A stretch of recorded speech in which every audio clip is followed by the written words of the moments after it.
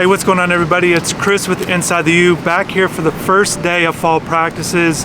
Certainly an exciting time. I know many of you have been excited for this day. The season's just around the corner, August 31st at Florida. And before I get into some observations that I had in today's practice, I want to give a huge shout out to everybody that's been showing their support on the College Football 25 series. Just to let you know, I'm planning on releasing new videos on that series during off days when the team's not practicing.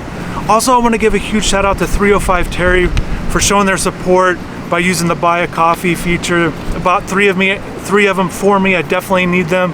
A lot going on, not getting much sleep, so I'm definitely going to use those this week covering practice. And if you guys are interested in showing your support with the buy me a coffee feature, definitely just look in the description. There's a link there.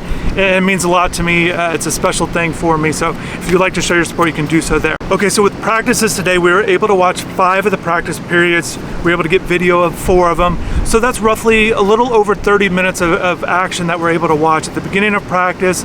Got to see them do some one-on-one, some team drills in situations where they're going up against the offense and the defense and seeing that. And I want to start off with Cam Ward. That's where all eyes are right now. And he talked after practice today. I also posted the full interview of him on Media Day. That's on the channel, and definitely check out all of those videos.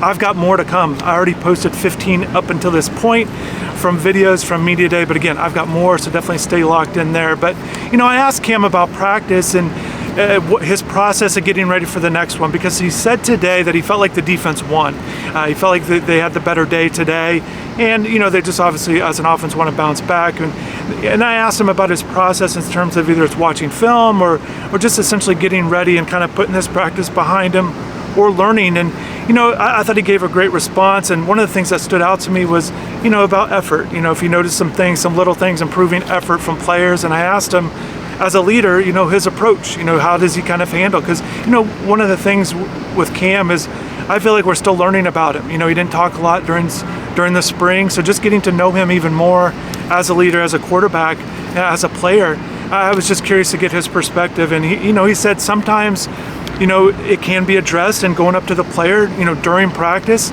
or sometimes waiting until after practice. So it just kind of depends. And what stood out to me is just that he's willing to have a real pulse on the team, on the offense, of essentially what it's supposed to look like, what he wants it to look like, and he's not afraid to address some things that need to be corrected. And I think that's very important. I think that's very important for all players, but obviously a guy like Cam in a lead role at the premier position in football, and it's even more so not to wait before things get to be bigger issues moving forward. I'm sure the coaching staff can appreciate that, because that's what they're doing as well. And we all know that all eyes on that first game at Florida, and it's certainly going to be a big game. There's no doubt about it, and arguably the biggest game of the year in terms of momentum and everything that's at stake at that one. And that's not to say that there's not going to be plenty of other big games throughout the year, especially if Miami has the season many expect them to have, as they are going to be picked by many. And even in the official ACC preseason order of finish, they're going to be expected to compete for an ACC title this year. And look, whether it's media, fans, whatever it might be in terms of expectations, I'm always interested in hearing what others have to say within the program. So after practice, I asked Coach Cristobal about expectations. I asked him just that, about his expectations for the season, and here's what he had to say. I don't think there's ever an expectation outside, anyone, anywhere, that could ever match the expectations from within.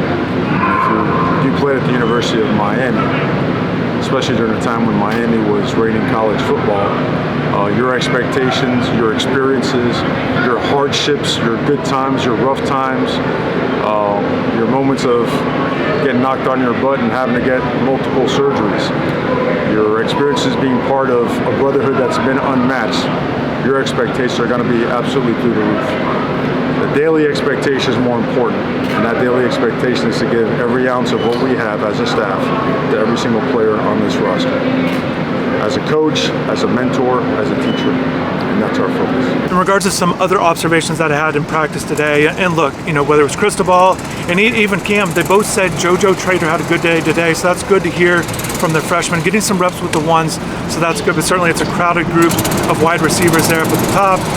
But today, I'm obviously watching a lot of the wide receivers, because where we're positioned on the field, they're right in front of us, so it's easy to watch those drills Again, Xavier Restrepo always looks good in drills, so that's always good to see him and kind of get that work, and also Jacoby George up there. And, seeing Sam Brown kind of stretch out with his speed a little bit in the drills, getting downfield, that was evident. I asked Cam about that afterwards, if there's an adjustment, and I probably didn't put it in the best words, but I think sometimes as a guy that throws the ball downfield a lot, even with a fast guy, I think just to get that timing right with the guy that does have that really good speed can be a little bit of adjustment. But either way, Cam said that's not really the adjustment. It has more to do with the kind of the feel of kind of how they want to kind of go about some other different things, which he talked about, and I'll definitely post that on the channel. So in addition to the wide receivers right in front of me, I wanted to pay attention to the defensive line. A lot of attention is on the defensive line.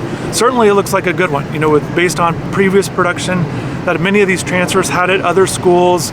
There's talented young players, even Ruben Bain. I think just because he's been so good so far, it's only year 2 for him. So, high expectations for him for another year, kind of putting it all together. He felt like last year, that there were some freshman things that he had to kind of work through. And look, the defensive line, I was able to watch it across the field and watch a little bit of some good, action against the pads. And I made this note in the live updates on InsideTheU.com while I was watching it, but it's just fun watching Jason Taylor kind of coach these guys up. And because we're so far away, we're not able to hear what he has to say, but he's very visible in his actions and showing players how he wants this drill to be done, even if it's a little thing. And typically that's what coaches are looking for in terms of technique, but just kind of watching Taylor instruct his guys and show them, kind of by going through the drills himself. It's always kind of neat to see. So I was able to get a good view on that and hopefully post some videos of these defensive linemen. See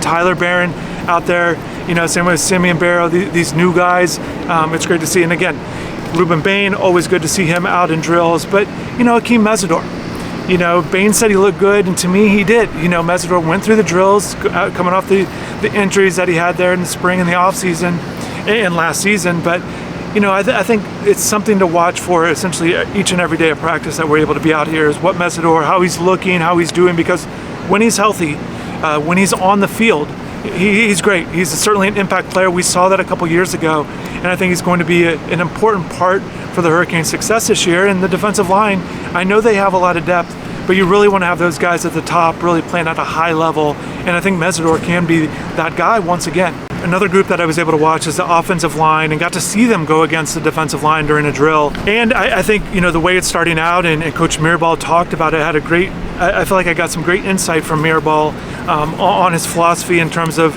the depth chart and how he likes to go about things and kind of move things around in practice. And one thing he said was, the practice depth chart is different than the game depth chart. And what he means by that is, just because a guy's a second, for example, if a guy's a second team left tackle and the left tackle starting guy goes down, it doesn't necessarily mean that backup guy automatically jumps into a game situation as the next guy up, that they're just going to continue to roll out the best 5 that they feel like that they have on the field. So he could be, for example, a backup right guard.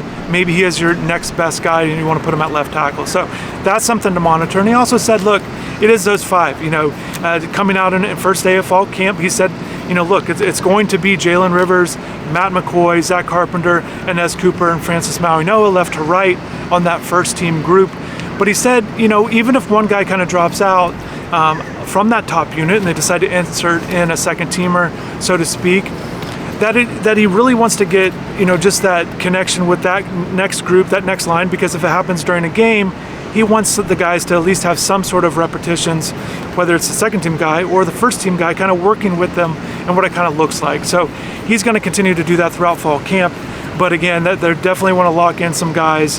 Guards are guards, tackles are tackles. But he did note that, look, a lot of these guys were tackles at the high school level. They are recruiting big guys like that, and a guy like McCoy was an example of that he mentioned. He feels like, he's bigger than Rivers, but he is playing that left guard spot, and really feels like, because they do have that position flexibility, it can really help in terms of if they do need to make some moves. But again, left to right, those are the first 5 guys. And I think maybe a guy like Sampson, who kind of starting off at tackle this fall, maybe he can kind of get some reps at guard. But I think I wouldn't be surprised if McCoy kind of holds it down and the way it looks right now, and does become that guy and at least get that first opportunity against the Gators.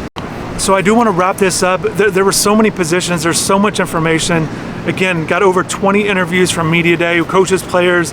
I definitely highly encourage you guys to watch that. So I've got a lot of information, but I want to keep these videos fairly short. I've got some other things. I talked to Clinton Portis recently, so I want to provide some content from him as well, some context. But just overall, my thoughts are just kind of covering the team again, going to year 22 here. It's pretty crazy to think about, but it was just good seeing all the new guys. They're not in full pads, they have the spiders on, but just kind of seeing these guys, Damian Martinez, seeing him out here, Sam Brown, those defensive linemen, as I mentioned, with Barrow and also Barron, so, and other guys as well, and the freshmen and how they're going to fit in and if they can kind of carve out roles and niches as well. So I am going to wrap this up, but plenty of content, InsideTheU.com. Also, I do want to mention Ray Joseph, like JoJo, was a guy that Coach Cristobal mentioned of having a good day. So that's good to hear some young wide receivers kind of making an impact on this first day. And also good, I mentioned Mesidor, but great seeing Mark Fletcher out here. I know he's excited to be out here. He's ready to go. He feels like it's a precaution right now in terms of being limited, but he feels good coming off the foot and shoulder injuries, and we'll see. So my camera told me it's time to go because it overheated. It's certainly hot out here. So I am going to wrap this up. But again, I want to thank again everybody for your support, just over this past year, but all of the years of doing this. It makes a lot of fun. So I'm going to try to provide as much content as possible for you guys. So thanks again. Have a good rest of the day and take care.